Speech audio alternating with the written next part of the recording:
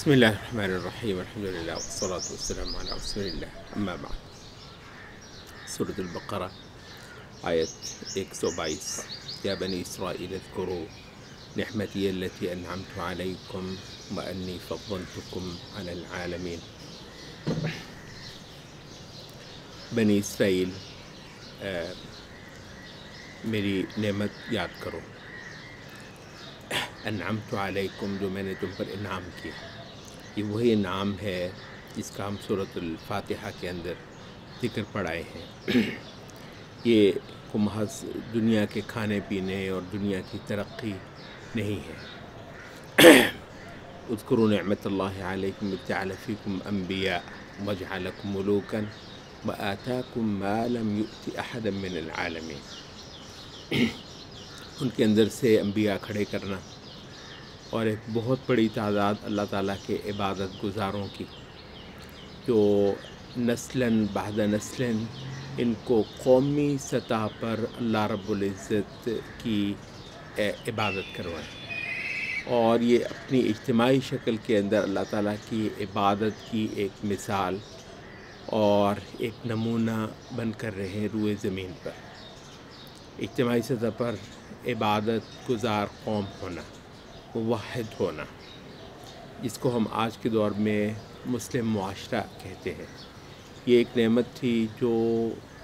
ایک بہت بڑی سطح پر اور صدیوں تک ہم سے پہلے بنی اسرائیل کو ملی رہی تھی، اور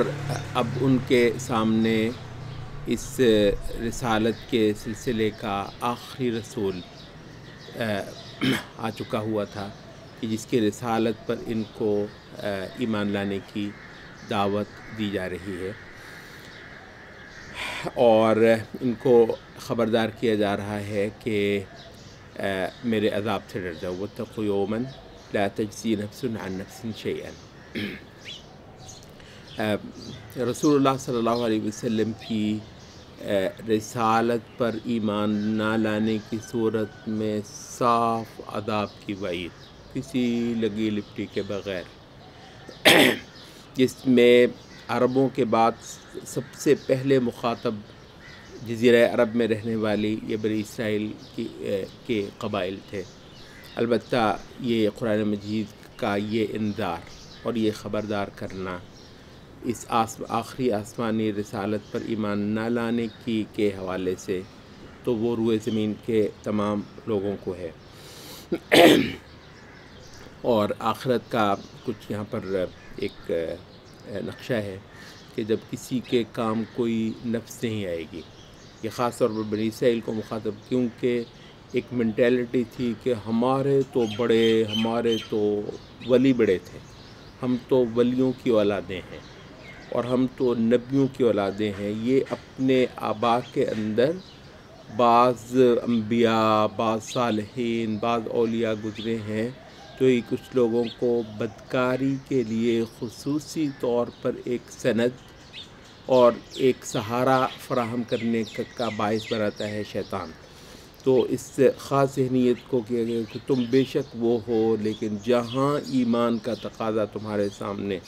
بالکل اثر نو آ گیا ہے، کیونکہ ایک رسول تمہاری قوم میں سے نہیں ہے، اور یہاں پر اس پر ایمان لانا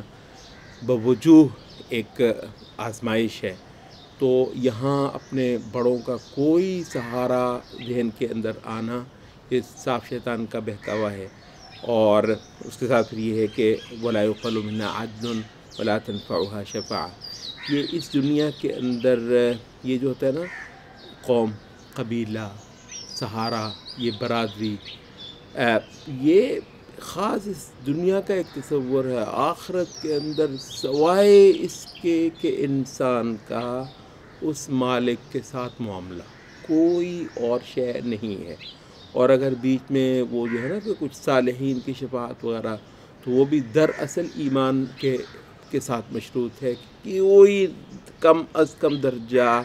عبادت کا، بندگی کا، توحید کا، خدا کو جاننے کا، نفس کو اس کی بندگی اور اس کی تعظیم اور اس کی عبادت میں دینے کا کوئی ایک سطح جو ہے وہ اسٹیبلش ہو چکی ہو، جس کے بعد پھر چلیں ٹھیک ہے کہ بعض صالحین کی شفاعت اور سفارش وغیرہ ان کو کام دینے والی۔ یہاں آغاز ہوتا ہے اب ابراہیم علیہ السلام کے ذکر سے۔ اس سے پہلے ابراہیم کا ذکر نہیں آیا ہے۔ تو یاد کرو کہ یہ جو تاریخ انسانی کے اندر ایک بالکل نیا چیپٹر کھولا گیا تھا ابراہیم علیہ السلام کی بعثت سے لے کر، اور یہ یہود اور نصارہ یہ سب کسی نہ کسی درجے میں ابراہیم علیہ السلام ہی کی نسبت رکھتے ہیں، اور یہ آخری امت محمد صلی اللہ علیہ وسلم کی پیروکار یہ بھی ابراہیم علیہ۔ تو ان کو اللہ تعالیٰ نے یہ جو مقام دیا تو اس کی کچھ بنیاد بنائی۔ اذ ابتلی ابراہیم ربہ بکلمات، کچھ باتوں کا ان کو پابند کیا گیا اور ان کو آزمایا گیا۔ ان میں سے قتادہ کی تفسیر یہاں پر ہم لیتے ہیں کہ وہ کہتے ہیں کہ کواکب اپنی قوم کو اتھاہ شرک کے اندر پایا، اور یہ پہلا امتحان تھا ابراہیم علیہ السلام کا کہ انہوں نے سارے شرک کو رد کر کے کہا کہ ربی اللہ، میرا پروردگار وہ ہے جو زمین آسمان کا مالک ہے، اور عبادت نام کی چیز انسان سے صادر ہونے والی صرف اس کے آگے پانی بھرے گی، کسی اور کی نہیں ہے۔ تو اور اس کے بعد پھر کچھ ہی دیر کے بعد ابراہیم علیہ السلام کو ان کی چتا میں ڈالنا، اور اس پر ان کا پورا صبر، اس کو پوری خوشی سے ابراہیم علیہ السلام کو قبول کرنا اور اس پر صبر کرنا۔ پھر وہ کہتے ہیں کہ اس کے بعد پھر ابراہیم علیہ السلام کا ہجرت کر جانا، اس زمانے کے اندر اپنا ملک، اپنا قوم قبول، سب کچھ چھوڑ کر بے خانما ہو کر بالکل کسی دوسرے ملک میں جا بسنا، یہ ایک نئی ریت تھی موحدین کی، جو ابراہیم علیہ السلام کو ڈالنا اس جہان کے اندر نصیب۔ ہجرت نام کی شے، ملکوں اور وطنوں اور دھرتیوں کو قربان کرنا، پوجنا نہیں، یہ ملت ابراہیم کا ایک بہت اعلیٰ بیان سورۃ البقرہ کے اس مقام میں آ رہا ہے۔ تو ان ساری چیزوں کو جن پر مرتی ہیں قومیں، ان سب کو قربان کرنا اللہ کی محبت پر اور اس کی عبادت پر، اور اس کے ساتھ جو ایک رشتہ بندگی کا قائم کرنا ہے اس پر۔ تو کہتے ہیں کہ پھر ابراہیم علیہ السلام کا یہ ہجرت کرنا، اور اس کے بعد پھر ابراہیم علیہ السلام کا اپنے بیٹے کو ذبح کرنا، یہ بھی ایک بہت بڑی آزمائش تھی، بلکہ اس سے بڑی آزمائش کئی حوالوں سے کوئی اور ہو ہی نہیں سکتی۔ تو جس کو، اور اس کے بعد کہتے ہیں آخر میں جو ہے وہ اس بڑی عمر کے اندر اللہ تعالیٰ نے ابراہیم علیہ السلام کو ختنہ کرنے کا کہا، اور یہ کوئی آسان کام نہیں۔ تو ابراہیم علیہ السلام نے اس پر بھی صبر کیا، اور اس کے علاوہ طہارت اور پاکیزگی کے کچھ اور جو احکام تھے، تو یہ کہتے ہیں کہ ان ساروں کو ابراہیم علیہ السلام نے جب پورا کر لیا تو اللہ تعالیٰ نے ان کو انسانوں کی امامت عطا کر دی۔ کوئی نام پیدا کرنا، آگے کھڑا ہوا نظر آنا کسی شے میں، یہ اللہ تعالیٰ نے رکھا ہوا ہے، لیکن سب سے اعلیٰ یہ ہے کہ یہ متقیوں کا اور پرہیزگاروں کا اور خدا پرستوں کا کسی کو اللہ پیشوا بنائے، اور اس میں جو آخری حد کسی کو ملی، عطا ہوئی، تو وہ ابراہیم علیہ السلام ہے۔ تو جب اللہ تعالیٰ نے ان کو یہ منصب عطا کیا، اور جس کے بعد پھر آپ یہ دیکھ لیجئے کہ سبحان اللہ، اس جہان کے اندر جس کی آبادی کوئی 22 ارب بتائی جاتی ہے، اس کا بہت بڑا حصہ، بلکہ اس کی اکثریت ابراہیم علیہ السلام کے نام لیوا ہے۔ یہ الگ کہانی ہے کہ ان میں سے کس کس کا ابراہیم علیہ السلام کا پیروکار ہونا قرآن مجید کا معتبر ہے، وہ الگ ہے، لیکن یہ ہے کسی وجہ سے اللہ تعالیٰ نے یہ جو اہل کتاب امتیں باقی رکھی ہوئی ہیں وہ بھی بہرحال یہاں پر خدا کی کچھ حکمتوں کو پورا کرواتی ہیں، اور جن کا اب نتیجہ یہ ہے کہ اس روئے زمین کی آج کے اس دور کی اکثریت ابراہیم علیہ السلام کا نام بھی لیتی ہے، اور ابراہیم علیہ السلام کی نسبت سے اس جہان کے اندر پائے جانے والے آسمانی صحیفے ان کا بھی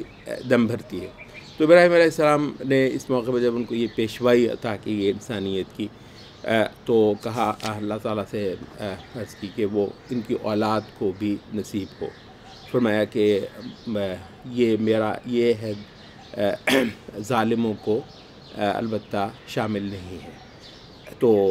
ابراہیم علیہ السلام کی اور آپ کی ذریت کی خصوصیت یہ بہرحال ثابت ہوتی ہے. اس کی آخری صورت یہ ہے کہ اللہ تعالیٰ نے جو آخری اپنی آسمانی رسالت ہے وہ بھی ابراہیم علیہ السلام کی ذریت میں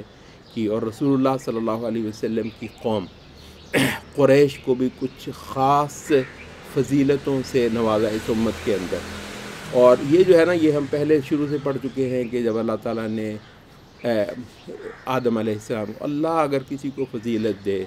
اور یہ ملعون ہیومنزم جو ہر جگہ پر وہ مساوات کے پھٹے لے کر ماپنے آکھڑا ہوتا ہے کہ اللہ نے اگر کسی کو دی ہے، مجھے اللہ نے یہ شرف نہیں دیا ہے کہ میں مثلا اس ہندوستان کا ایک رہنے والا جس کے آبا پتہ نہیں آرینز ہوں گے کون ہوں گے، میں ابراہیم علیہ السلام کی نسل سے نہیں ہوں، لیکن اگر اللہ نے ابراہیم علیہ السلام کی ذریت کو کوئی ایک فضیلت مجھ پر دی ہے تو کیونکہ اللہ ہے تو اس کی عطا پر اور اس کی دین پر پورا یقین اور بھروسہ ہونا اور سراسر اس کو حق جاننا. تو بہرحال یہاں امامت اور پیشوائی اور باطل ملتوں کا انکار، تو اس کا جو کلائمیکس آتا ہے وہ ہے کہ جب ابراہیم علیہ السلام کی دعوت بڑھتے بڑھتے اٹھتے یہاں پر پہنچتی ہے کہ وہ جزیرہ عرب کے اندر خدا کا ایک گھر آباد کرتے ہیں. بتوں کو توڑنے والا ہاتھ یہاں پر اللہ کی خالص توحید پر مبنی عبادت کے لیے ایک مرکز قائم کرتا ہے جس کو خانہ کعبہ کہتے ہیں. اور یہاں پر ان کی التجائیں اور گڑ گڑانا ساتھ تعمیر کرتے جا رہے ہیں، پتھر پہ پتھر رکھتے جا رہے ہیں اور دعائیں کرتے جا رہے ہیں کہ خدایا اس کو اپنی عبادت اور بندگی کی ایک ایسی اعلیٰ لیگیسی اور ایک ایسی یادگار بنا کہ رہتی دنیا تک یہ آباد رہے، اور خدایا اس کے اندر ہماری ذریت سے ایک کمال تیری عبادت کرنے والی، تیری عبادت گزار ایک امت کو کھڑی کر دے، اور ان کے اندر وہ رسول مبعوث فرما جو پورے جہان کو جو ہے نا وہ ہدایت کا ذریعہ بنے، تیری آیات سنائے، ان کے تزکیے کرے، ان کی دلوں کی حالت بدلے، ان کی تہذیبوں کو ستھرا اور صاف کرے، اور زمین میں انسان کا وجود جو ہے وہ تیری عبادت سے آشنا ہو، اور ان کو کتاب، شریعت اور حکمت اور آسمانی دانائی جو ہے وہ اس جہان کو میسر آئے. تو خدایا یہ ہماری یہ ذریت، ہمارا یہ گھر اور ہمارا یہ اب جو ایک تسلسل ہے، خدایا اس کو آباد رکھ. اللہ تعالیٰ نے ان کی یہ ساری دعائیں اور التجائیں قبول فرمائیں، اور جس کا اب کلائمیکس یہ ہے کہ بر اعظموں کے اندر عین اس ابراہیم والے طریقے پر اللہ تعالیٰ کی عبادت کرنے کے لیے امت موجود ہے، اور اس کو ملت ابراہیم کہتے ہیں. اور یہاں پہ فرمایا کہ وَمَن يَرْغَبُ عَن مِّلَّةِ إِبْرَاهِيمَ إِلَّا مَن سَفِهَ نَفْسَهُ. اب ابراہیم کی اس ملت، اس دستور سے، اس لیگیسی سے اور اس طریقے اور اس آئین سے کون منہ موڑ سکتا ہے سوائے ایک ایسے شخص کے جو بالکل عقل اور سمجھ سے دستبردار ہو چکا ہو. دنیا کے اندر بھی اسی کی شان ہم نے قائم کر کے دکھائی ہے، اور اس کو چنا ہے اور اس کو برگزیدہ کیا ہے، اور آخرت کے اندر بھی صالحین میں سے وہی ہے اور اس کے راستے پر ہونے والے ہیں. یہاں اگرچہ ہمارا یہ سلسلہ جو ہے وہ اس میں ہم کسی بھی چیز کی تفصیل میں نہیں جا رہے اور محض اشارات لیتے چلے جا رہے ہوتے ہیں آیات سے. البتہ یہ ایک مقام ہے جہاں شاید ہمیں یہ کہنا ہے کہ یہ جو ملت ابراہیم ہے، بنیادی طور پر اس کا مطلب یہ ہے کہ باطل خداؤں کا انکار، اور اللہ کے سوا باطل معبود، باطل ہستیاں جو پوجی جا رہی ہیں، جو اللہ کے حق کے اوپر حاوی ہوتی ہیں یہاں پر، ان کو فارغ کروانا اس پوزیشن سے. اچھا، یعنی شرک سے بیزاری، اور شرک کا انکار کرنا۔ ہم نے ہمیں یہ بار بار یہ جو ضرورت محسوس ہو رہی ہے کہ یہاں ایک بہت بڑی، ہمارے جتنے اب آج کل قرآن پڑھا رہے ہیں اور انشاءاللہ یہ سلسلہ چلتا رہنا ہے، ایک بہت بڑی گنجلک ہے یہاں پر، کیونکہ تیزی کے ساتھ وہ شرک جو بالعموم ہم پڑھتے دیکھتے آئے ہیں، وہ مورتوں کا اور وہ دیویوں کا اور بتوں کا اور وہ پتھر لکڑی وغیرہ کے جن سے منتیں اور مرادیں مانگی، وہ مطلب تقریباً ختم ہوا پڑا ہے، تقریباً کہیں نہیں رہ گیا ہے۔ تو اس وجہ سے یہ جو باطل خدائی ہے اللہ رب العزت کے مقابلے پر، تو اس کے بہت سارے معانی جو ہیں وہ ملت ابراہیم کے حوالے سے ذہن کے اندر بٹھانا وہ ضروری ہو گیا ہے۔ اور یہ جو ایک ہے نا، یہ جدید تصور انسان، اگر اس کو آپ نہیں سمجھیں گے تو توحید اور شرک کا مسئلہ آج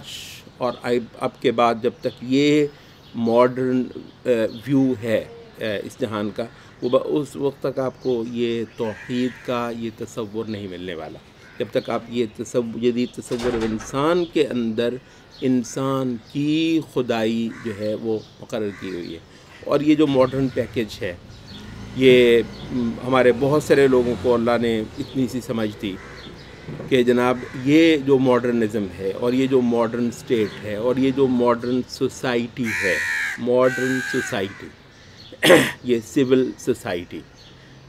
تو یہ ایک ایسی شے کی بنیاد فراہم کرتی ہے جس کے اندر جہاد نام کی کوئی شے اب نہیں ہوگی۔ ہم نے کہا کہ آپ بھی سادہ ہیں کہ یہاں پر دعوت بھی نہیں ہو سکتی ہے۔ یہ جس کو آپ یہ کہتے ہیں نا کہ جی یہ ماشاءاللہ یہ ولی الامر ہوتے ہیں آپ کے، یہ کون ولی الامر ہوتے ہیں آپ کے؟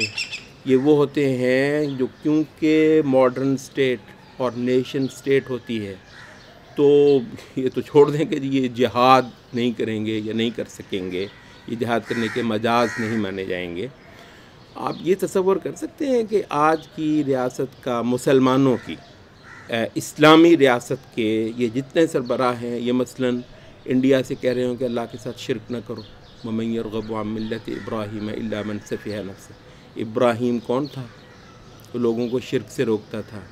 آپ کی ریاست کا سربراہ، ذرا تصور، لوگ اس کو لطیفہ سمجھیں گے، آپ کی نیشن سٹیٹ کا رہنما، مسلمانوں کا امام، اور ہمارے کچھ طبقے ہیں ماشاءاللہ تو وہ ان کو بین ہی وہی سٹیٹس دینا چاہ رہے ہیں، تو وہ مثلاً یہ ہے کہ وہ یہاں کے کسی قوم سے، کسی ملک سے کہے کہ اللہ کے ساتھ شرک نہ کرو، صرف یہ چھوڑ دیں جہاد کو، یار دعوت بھی نہیں دے سکتے ہیں، تو یہ چیخ پڑیں گے کہ جناب یہ ان کا اپنا کام ہے، یہ ان کا پرسنل میٹر ہے۔ ماشاء اللہ بتوں کی عبادت کرنا کسی کا پرسنل میٹر ہے۔ آپ ان کے ساتھ یہ کہیے کہ وہ اگر کسی پر کوئی ظلم وغیرہ کرتے ہیں نا انسان، کیونکہ انسان بہرحال کچھ ہے تو پھر تو ٹھیک ہے، تو آپ کی ریاست انڈیا کو یہ کہہ سکتی ہے کہ آپ انسانوں پر ظلم نہ کریں، یہ نہیں کہہ سکتی کہ رب العالمین کے ساتھ شرک سے باز آ جاؤ۔ بالکل اگر آپ امن کے ساتھ، ٹھیک ہے جی، جہاد وغیرہ کی لینگویج کو بالکل چھوڑ بھی دیں تو کسی بھی، تو اس وجہ سے یہ آپ ایک اور جہان میں ہیں حضرات۔ تو یہاں جو ہے نا یہ قرآن مجید کے بہت سارے مضامین گول ہونے جا رہے ہیں، اور آپ کے یہ بہت سارے قرآن پڑھانے والے پتہ نہیں اب آپ کو کیا پڑھا سکیں گے۔ یہاں پر وہ جو بنیادی ترین بات ہے کہ اللہ کے ساتھ شرک نہیں، وما کان من المشرکین۔ تو بہرحال یہ ملت ابراہیم اس جہان کے اندر باطل خداؤں، باطل ہستیوں، اللہ کے شریک، اللہ کے جو رائیولز ہیں اور اس کے مد مقابل جو کھڑے کیے جاتے ہیں، ان کسی بھی لاگ لپیٹ کے بغیر اور کسی بھی تردد کے بغیر اور لوگوں کے کسی بھی رد عمل سے ڈرے بغیر اس کو باطل کہنا اور اپنی یہ پہچان رکھنا، ہم ہوتے ہیں، ہم ہیں، ہم پیدا کیے گئے ہیں، اس لیے ہم ابراہیم علیہ، ہم واحد وہ لوگ ہیں جو ابراہیم کی ملت پر ہیں، ٹھیک ہے؟ کوئی ہمارے سوا اس جہان میں اب قیامت تک کے لیے نہیں ہے جو یہاں توحید کا دم بھرے گا، ہم ہیں۔ تو ہماری ایک پہچان ہے۔ اچھا، تو یہ جو توحید ہے نا، یہ جو توحید ہے جو کہ یہ تسبیحات کرنے اور ذکر اذکار کرنے اور چلے اور وظیفے، یہ بھائی یہ بہت بعد کی بات ہے اس اصل توحید کو اسٹیبلش کرنے کے بعد۔ تو اب یہ ہے اصل، اور یہاں پر جو اسلام ہے، اب یہ مفسرین کی بھی کہ اذ قال لہ ربہ اسلم، اپنی توحید ثابت کر، اپنی توحید کا اس بات کر، قال اسلم، کہا کہ میں سراسر موحد ہوا، میں سراسر ایک خدا کی عبادت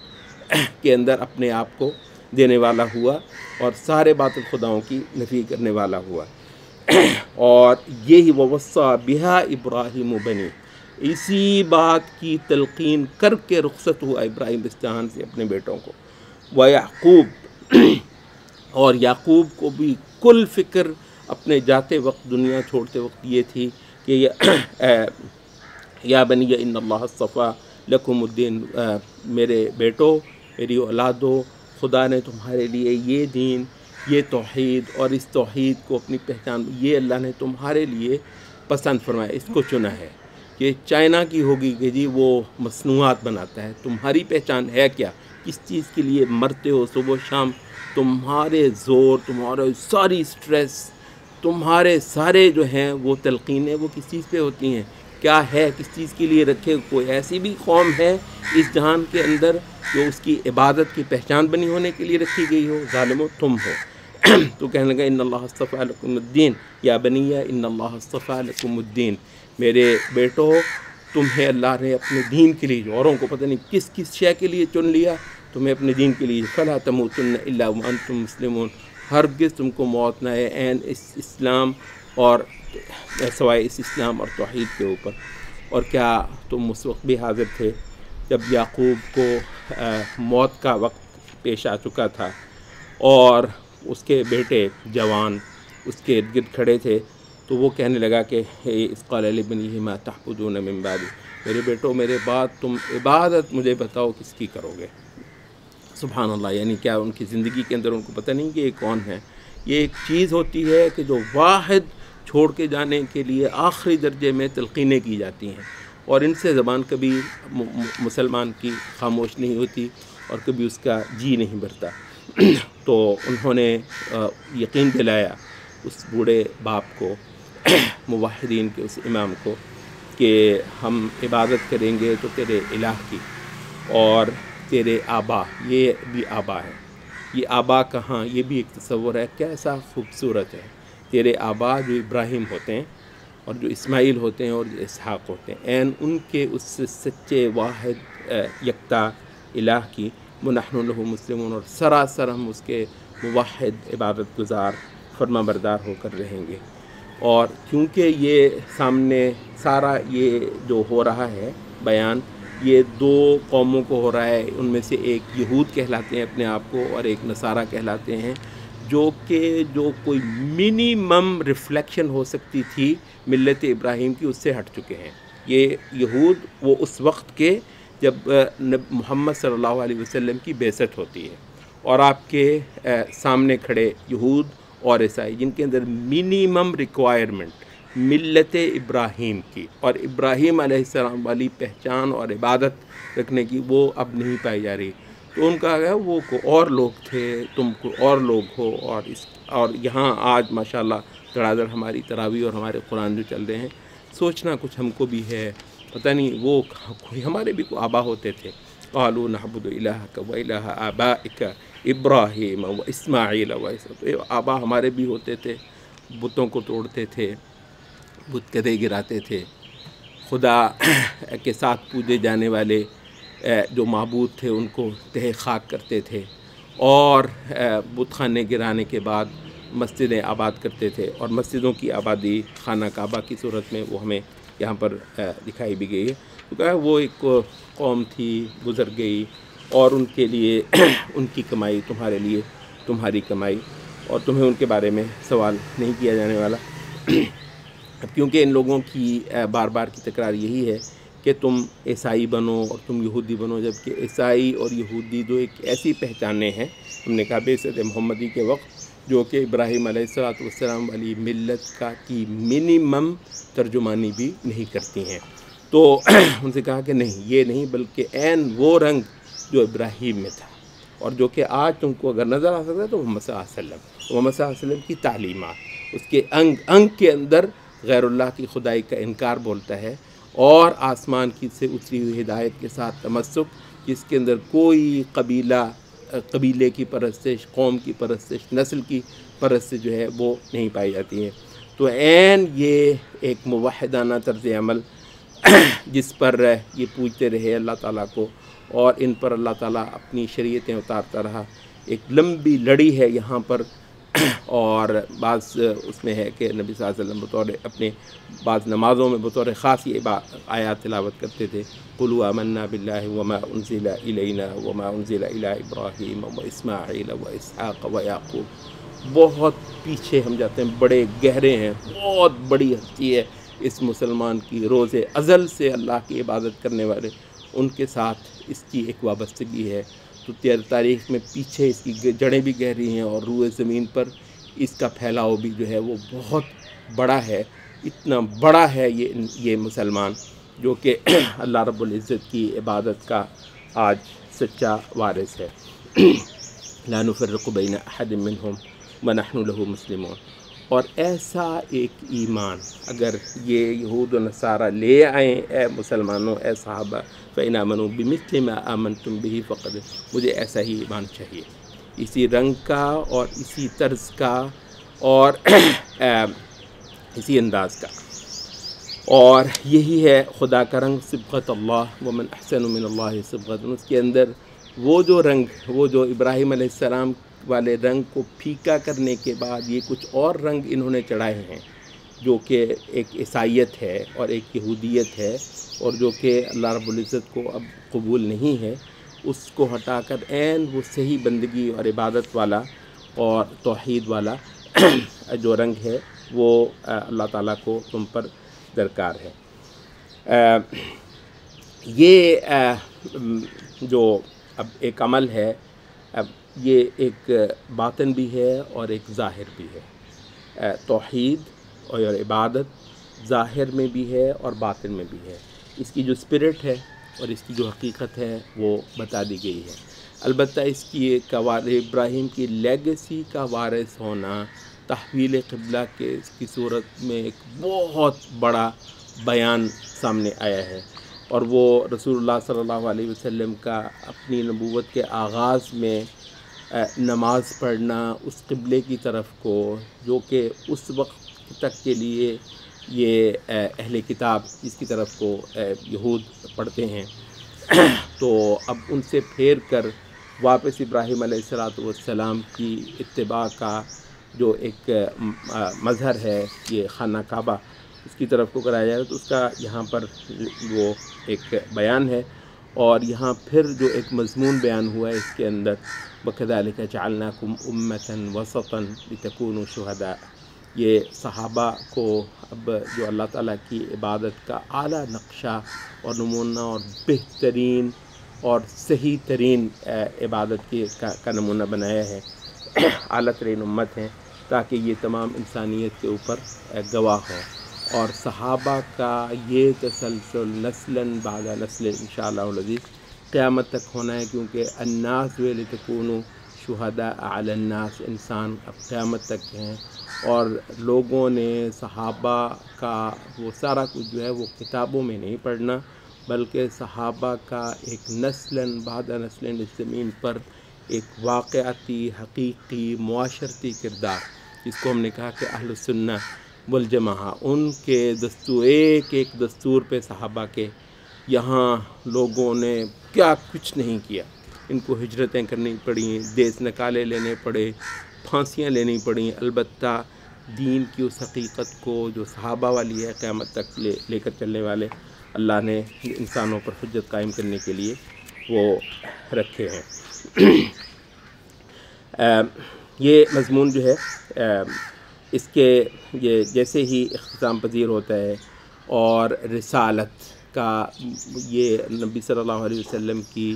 رسالت کا جو ایک سکیچ ہے، جو 2 صفحے پہلے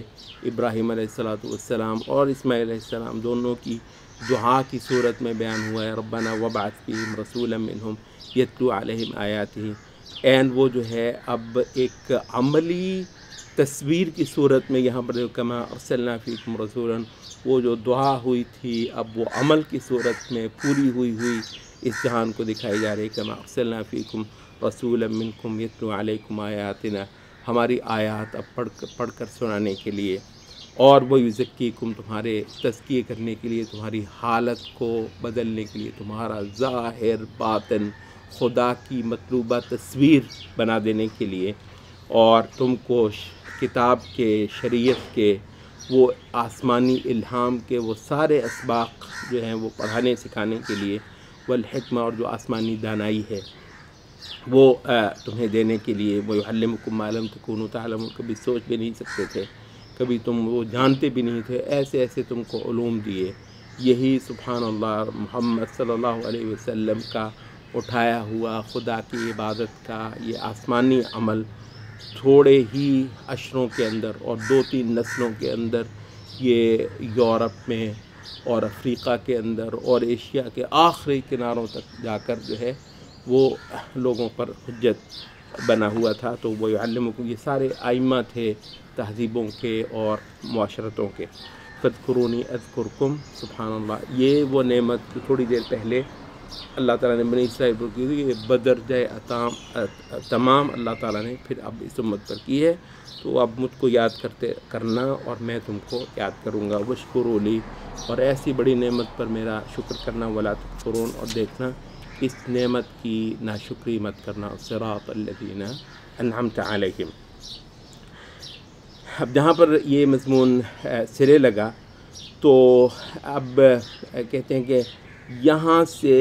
اس امت کو ایک خطاب ہوا ہے۔ درست ہے کہ اس سے پہلے بھی اس امت کو کئی سارے احکام اور خطاب ہو رہے ہیں، لیکن اس کا سارا سیاق جو ہے وہ بنی اسرائیل اور اللہ تعالیٰ نے یہ ایک منسوخ کر دی ہوئی جو عبادت ہے اس کے ضمن میں اس امت کو بعض خطابات کیے گئے ہیں۔ لیکن اب یہاں اس مقام سے بالکل ایک جسے کہتے ہیں کہ ایک استئناف کے ساتھ ایک اثر نو گفتگو کے انداز میں کہ یا ایھا الذین آمنوا استعینوا بالصبر والصلاۃ، اللہ تعالیٰ کی عبادت دم مار کر کرنا ہوتی ہے، یہ کوئی 1-2 دن کا تو کام نہیں ہے، یہ تو رہتی نسلوں تک ہونا ہے انشاءاللہ العزیز۔ تو بہت حوصلہ، بہت دل مار کر، جی مار کر، اور دراصل یہ پورا جہان ہے ہی آزمائش، دراصل تو یہ اس جہان کا کل ہے ہی مطلوب یہ کہ اللہ کی عبادت یہاں پر کر کے جایا جائے، کوئی مزے کرنے کے لیے تو یہاں پر ہے نہیں۔ تو اس وجہ سے یہ صبر اور صلاۃ سے مدد لیتے ہوئے تم نے اب اس اللہ کی مدد اور توفیق کے ساتھ اب تم نے اس تہذیب کی اور اس عبادت کی اور اس معاشرت کی اور اجتماعی سطح پر مل کر نسلوں کی صورت میں اللہ کی عبادت کی ایک تصویر کرنی ہے۔ تو یہ اب تم کو اس کے لیے تیار کیا جا رہا ہے، ان اللہ مع الصابرین۔ اور اس کے ساتھ ہی پھر کہتے ہیں کہ یہ قتال کا جو ایک فرض اللہ تعالیٰ نے سونپا، یہ اس سے پہلے صرف بنی اسرائیل کو یہ سونپا گیا تھا۔ ہم نے کسی نے کہا کہ بنی اسرائیل سے پہلے قتال کی صورت میں اللہ رب العزت کے دین کو قائم کرنا جو ہے وہ نہیں رکھا گیا تھا۔ تو یہ بنی اسرائیل اور اس کے بعد محمد صلی اللہ علیہ وسلم کی امت، تو یہ اس وجہ سے ساتھ ہی وَلَا تَقُولُوا لِمَنْ يُقْتَلُ فِي سَبِيلِ اللَّهِ، یہاں تو مرنا مرانا چلے گا، اور اس دین کے لیے تم کو لڑتے ہوئے جانیں دینی پڑیں گی، اور سب سے اعلیٰ موت اور اصل زندگی یہ ہے کہ کوئی اللہ کے دین کو زندہ کرتے ہوئے اپنی جان دے دے۔ تو یہ اعلیٰ زندگی انسان کی جو شہادت کی صورت میں ہے۔ اور اب یہ یاد رکھنا کہ یہ ایک آزمائش کا جو عمل ہے اس میں تم پر خوف بھی آئے گا، بھوک بھی آئے گی، اور اموال کی کمی بھی آ جائے گی، اور ثمرات کی کمی بھی آ جائے گی، جانیں بھی چلی جائیں گی، اور صبر کرنے والوں کو خصوصی بشارتیں اس کے اندر جو ہیں وہ دی گئی ہیں۔ تھوڑی اس میں صفا اور مروہ وہ جو شعائر تھا اس کا مضمون جو پیچھے سے چلا رہا تھا دوبارہ پھر کچھ بیان ہوا ہے، اور اس کے بعد پھر واپس سے اس امت کو جو کچھ اب بنیادی اسباق ازبر کرائے جانے لگے ہیں، روح خطاب اس کی طرف آ جاتا ہے، اور کہتے ہیں کہ یہ شروع ہوتا ہے بنیادی طور پر یہ آیت نمبر 163 سے وَإِلَٰهُكُمْ إِلَٰهٌ وَاحِدٌ، وہی سبق جو ابراہیم کے قصہ سنانے کے ضمن میں بیان ہوا ہے، آپ بہت تخصیص کے ساتھ ان کو پڑھایا جا رہا ہے، لا الہ الا هو الرحمن الرحیم۔ اب خدا کی پہچان کروانا، انبیاء کیسے بھائی کہاں سے ایمان لا کر کہیں وہ انڈیل دیں گے تمہارے اندر، یہ تو تمہارے اندر سے پھوٹے گا انشاءاللہ العزیز، تو اس کے سارے اسباب تمہارے اندر رکھے گئے ہیں، ارد گرد کی کائنات ساری کی ساری مل کر کورس میں گا رہی ہے گن اس خدا کے۔ تو ان فی خلق السماوات والارض، آسمانوں اور زمین کی ساخت جو ہے، اور رات دن کا جو آنا، اور یہ جو بھاری بھاری کشتیوں کا پانی کی سطح پر بھاگے چلے جانا، اور اس سے جہان کی ایک بہت بڑی منفعت کا آباد اور قائم رہنا، اور سبحان اللہ یہ کئی سینکڑوں میل سے اللہ تعالیٰ بھاری بادل سمندروں سے اٹھا کے جو صحراؤں کے اوپر پانی پہنچاتا ہے اور برساتا ہے، اور زمین پھر ہری اور ہریالی اور سبزی ہو جاتی ہے، اور پھر کوئی ایک طرح کا یہاں پر زندہ مخلوقات اللہ تعالیٰ نے پھیلا رکھی ہوئی ہیں، اور پھر ان ہواؤں کا جو ہے وہ پھیرا جانا، اور وہ جو بادل جو ہیں وہ مسخر بین السماء والارض، یہ ساری کی ساری آیات ہیں، نشانیاں ہیں ایسے لوگوں کے لیے جو اس میں سے اسباق نکال کر کسی صانع کی صناعی اور کاریگری اور رحمت اور نعمت اور التفات کا اندازہ کر سکیں، اور منعم کے اوپر قربان ہونا سچا ترین جذبہ ہے۔ ہم نے کہا کہ یہ جتنے لوگ جھوٹے خداؤں پر یہ دھرتی پر مرتے ہیں، تھوڑا سا بھی اگر ان کو آپ جھنجھوڑ کے پوچھیں تو صاف ان کو پتہ ہے کہ ان کے پاس ہے کچھ نہیں، لیکن آپ سبحان اللہ آپ اندازہ کرتے ہیں، یعنی مشرک اور وطن پرست اور دھرتی کو پوجنے والے،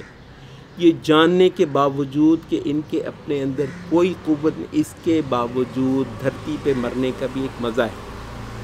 سبحان اللہ، اس دیوی اس بت پہ مرنے کا بھی کچھ مزہ ہے، کیونکہ عبادت فی نفسی ایک شے ہے،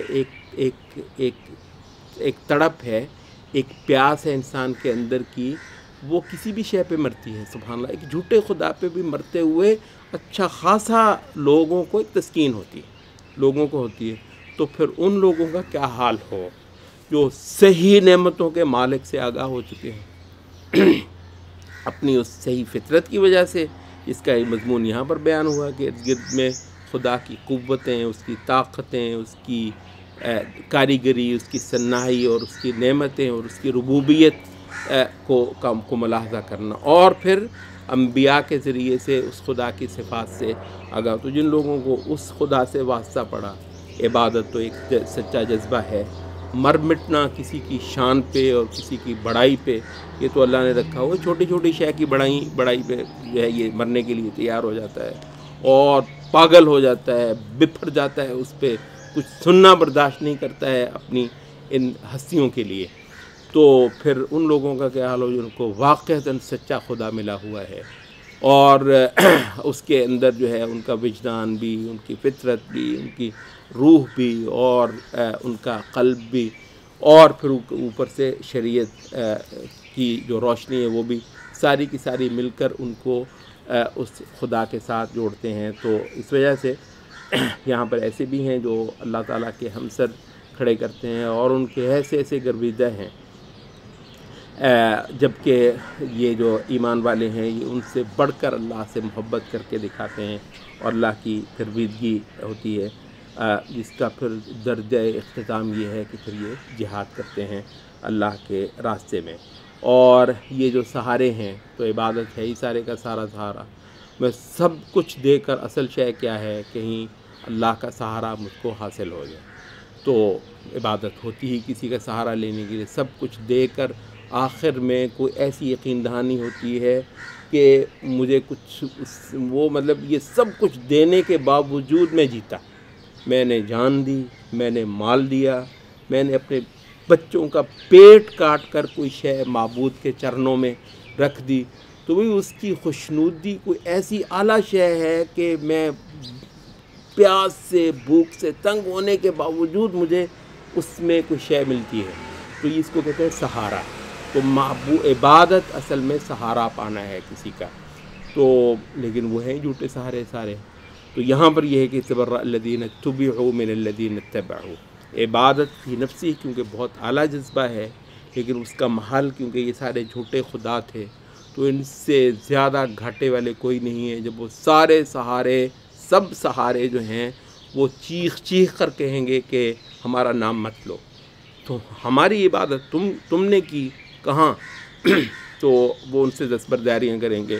اور ادھر یہ ہیں جو اللہ سچے خدا کو پوج کے آئے تھے،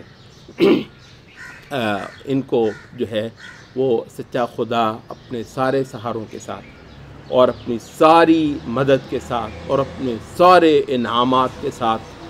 ان کو نوازنے کے لیے وہاں پر ان کو دستیاب ہے، اور اس کا دیدار اور اس کو پانا اور اس کے ہاں باریابی وہ ساری جو ہے وہ ان کو حاصل ہونے والی ہے. یہاں پر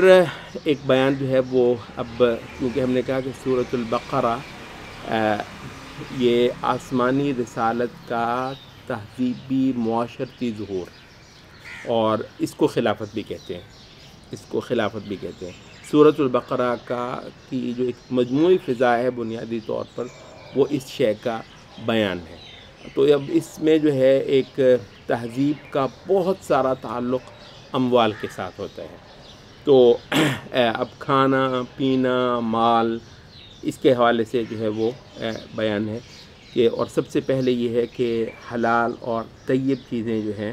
وہ کھاؤ. کہتے ہیں کہ مطلب یہ حلال جو ہے کچھ تو یہ ہے کہ کچھ چیزیں فی نفس ہی ناپاک ہیں، جیسے سور کا گوشت، جیسے بعض اللہ کے حرام کردہ جانور، اور کہا کہ صرف پاکیزہ چیزیں کھاؤ. اچھا ایک دوسری شے جو ہے وہ یہ ہے کہ اگر چیز فی نفس ہی پاکیزہ بھی ہے لیکن جو اس کو کمانے کا جو کوئی ذریعہ تھا اس کے اندر ظلم تھا، اس کے اندر کسی کا حق مارا گیا تھا، اس کے اندر شریعت کی حدیں توڑی گئی تھیں، تو بے شک وہ بکرے کا گوشت ہی ہے اور بلکہ صحیح طریقے سے ذبح ہوا ہے، لیکن اس کے لیے جو پیسہ میں نے حاصل کیا ہے وہ کہیں رشوت کا ہے، وہ کہیں چوری کا ہے، وہ کہیں کرپشن کا ہے، وہ کسی انسان کا حق مارا گیا ہے، تو اس وجہ سے وہ پاکیزہ شے بھی میرے لیے ناپاک ہوگی. تو دو چیزیں، اور ان دونوں حلال اور پاکیزگی اموال کے اندر اور مطاعم کے اندر جو انسان کے پیٹ میں پڑتا ہے، اور وہ بھی عبادت کا ایک بہت بڑا میدان ہے رب العزت کی. تو اس کا یہاں پر یہ پاکیزگی کا کہ یہ دونوں جو پہلو ہیں وہ بیان ہو رہے ہیں. یہاں ہم آیت البر پہ پہنچتے ہیں، آیت نمبر 177. لیس البر ان تولوا وجوہکم قبل المشرق والمغرب. یہاں شریعت ہے، شریعت تم کو بہت کچھ سکھائے گی، شریعت تم کو بہت کچھ پڑھائے گی. شریعت کی چھوٹی سے چھوٹی چیز بھی اصل تو یہ ہے کہ اس کی بے حد و حساب تعظیم کی جائے. البتہ یہ جائے گا کہ اس کے باوجود شریعت کا کچھ اصل ہے، شریعت کے کچھ بنیادی مضامین ہیں، اور کچھ پھر شریعت کی کچھ ظاہری چیزیں اور شکلیں ہیں. اپنی حیثیت میں تو وہ بھی بے حد و حساب اہم ہیں، لیکن کچھ نادان جو ہیں وہ شریعت کے اصول اور بنیادوں اور شریعت کے بڑے بڑے مطالبات کو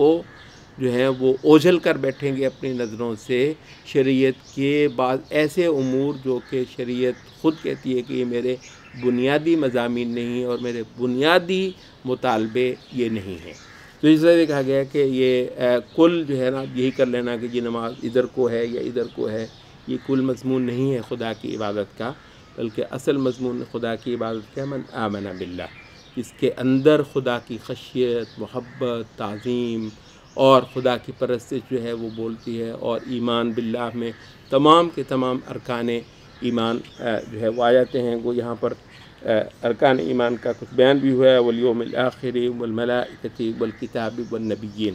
تو یہ ایک پورا تصور ہے جو آپ کو درست کرنا ہے۔ ایمانیات جو ہیں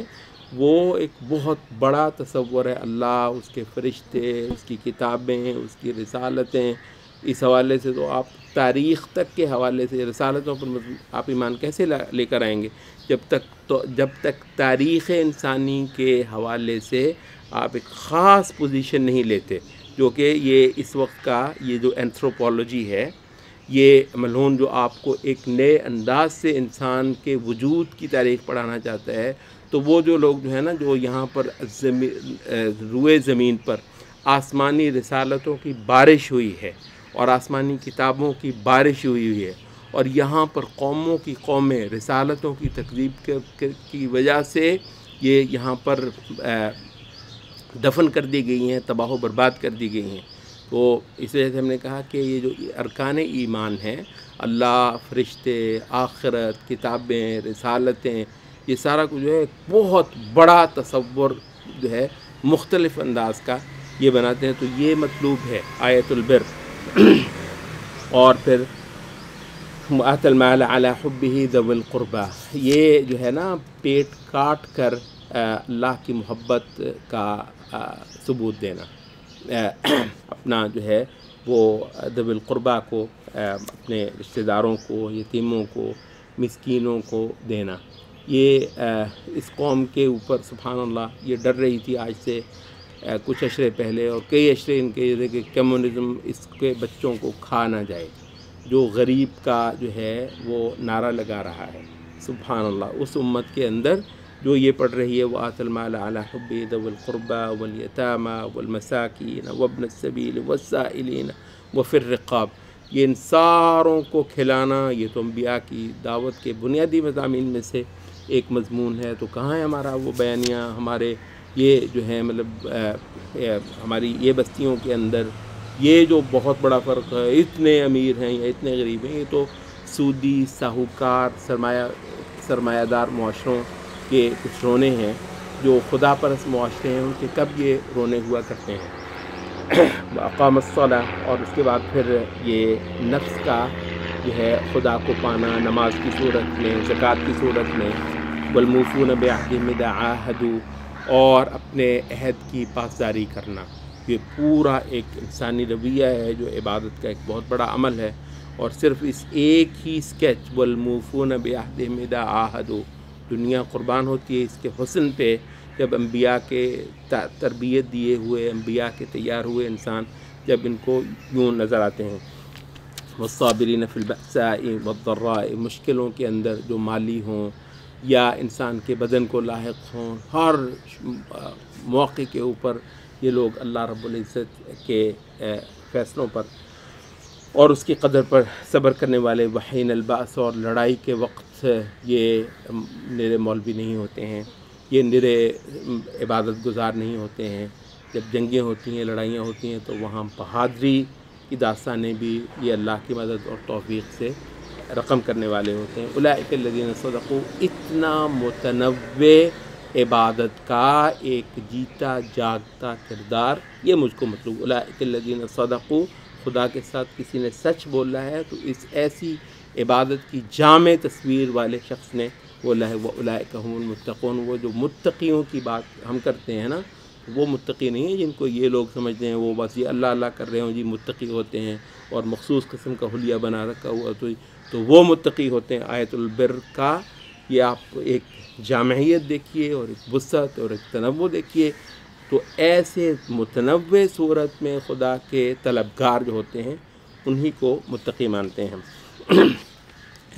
ہم نے کہا کہ تہذیبی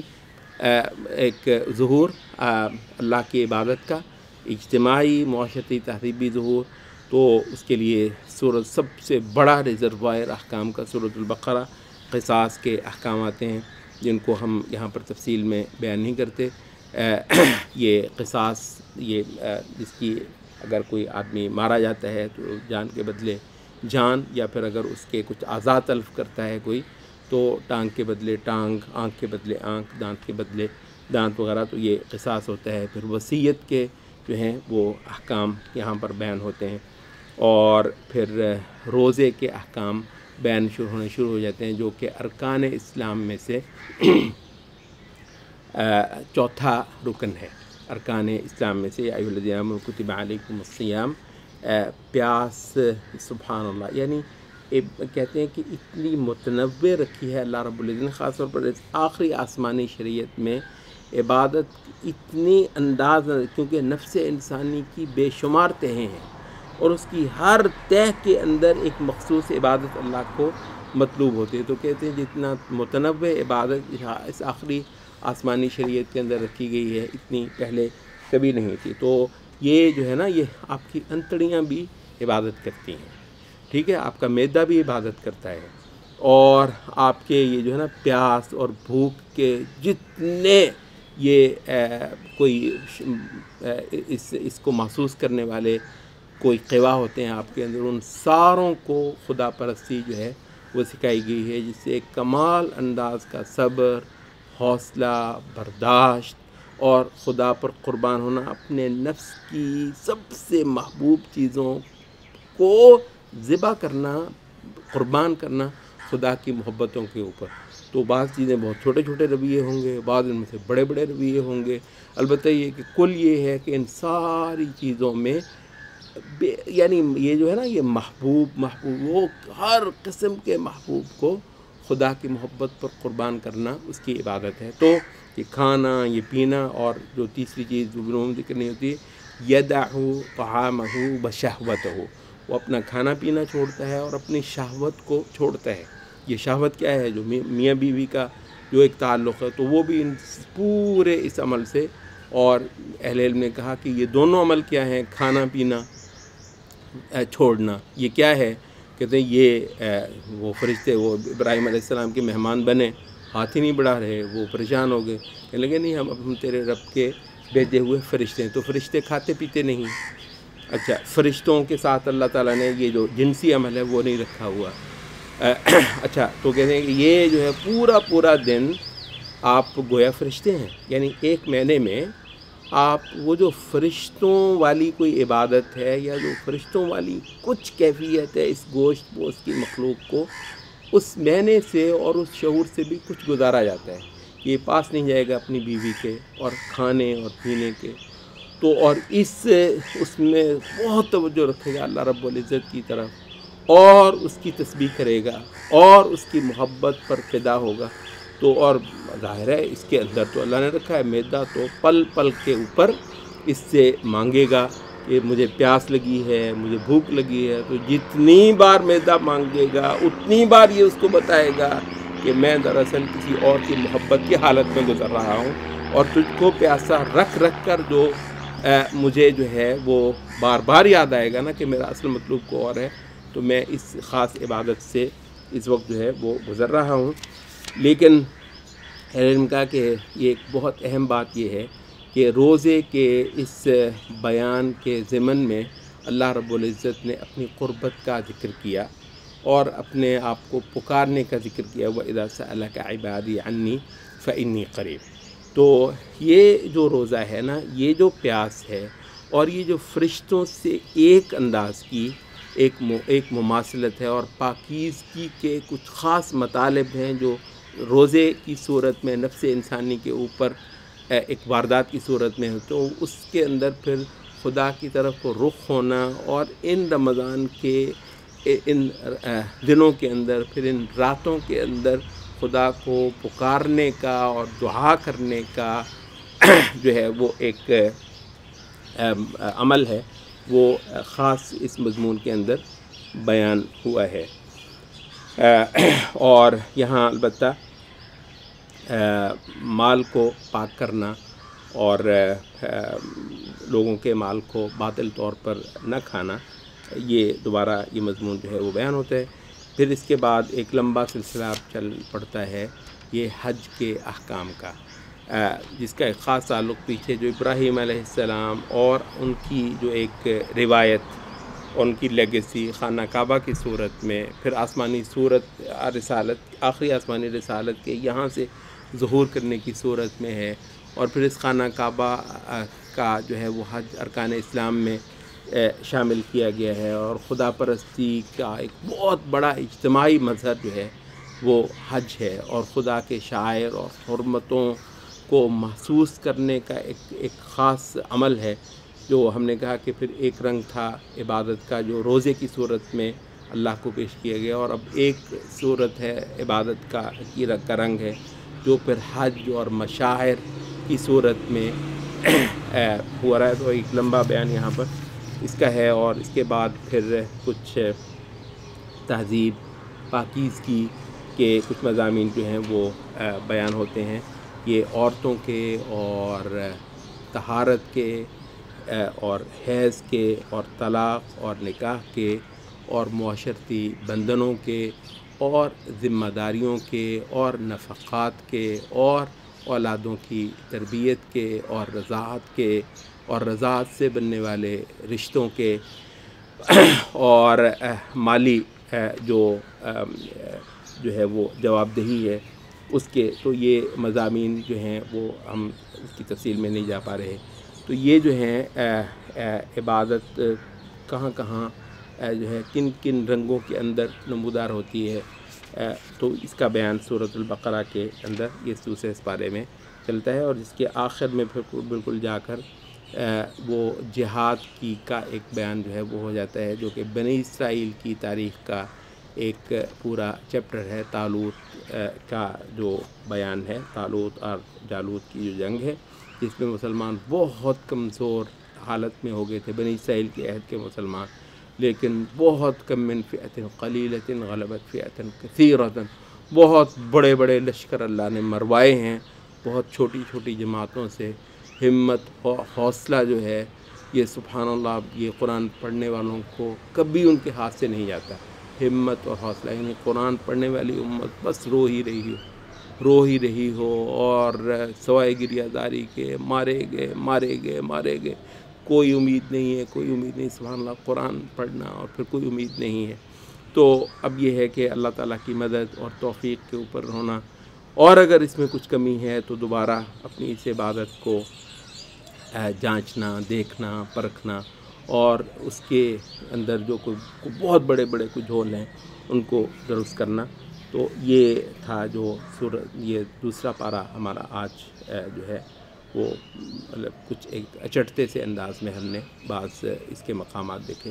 تو اس کا آج یہ بیان مکمل ہوا۔ سبحانک اللہم و بحمدک۔